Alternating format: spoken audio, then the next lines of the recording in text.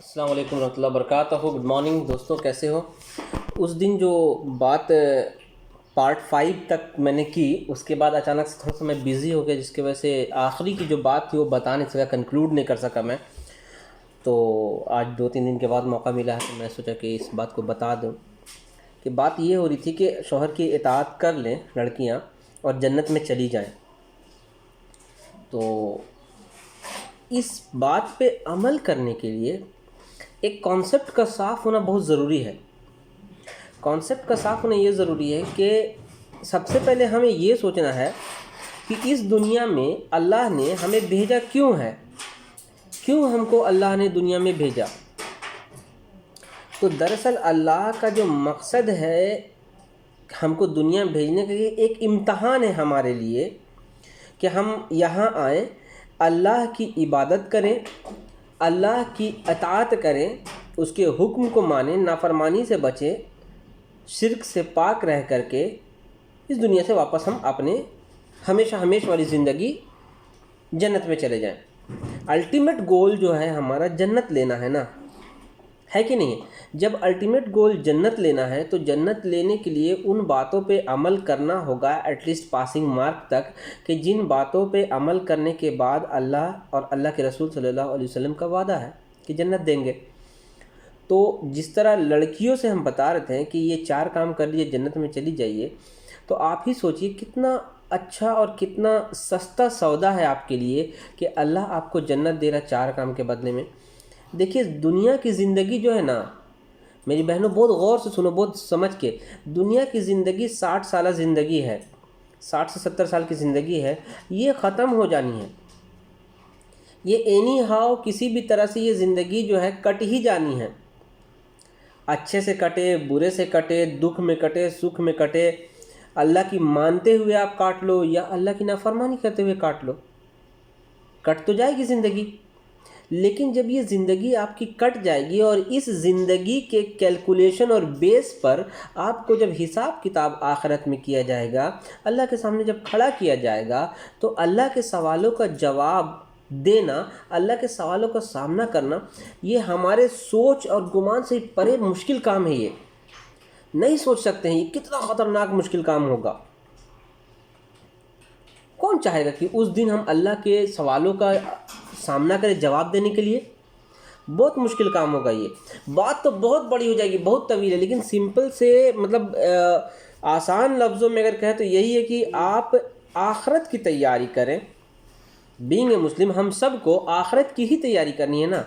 تو جب ہم آخرت کی تیاری کر رہے ہیں تو ہم اس طرح کریں جس طرح سے اللہ نے حکم دیا ہے.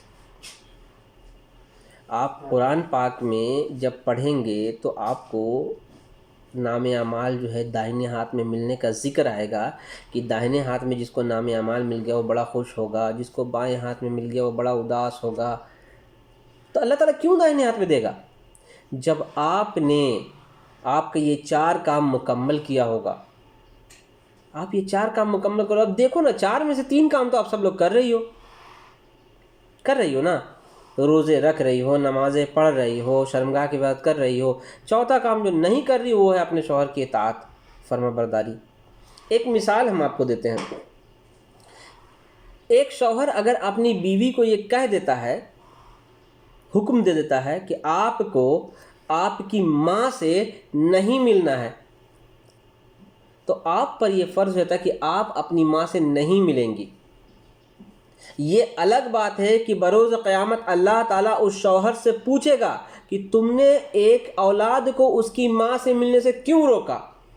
تم کو ہم نے اتھارٹی دی کہ تم اپنی بیوی پہ کوئی حکم ڈالو اور اس کو مانے، تو آپ نے ایسا حکم کیوں دیا؟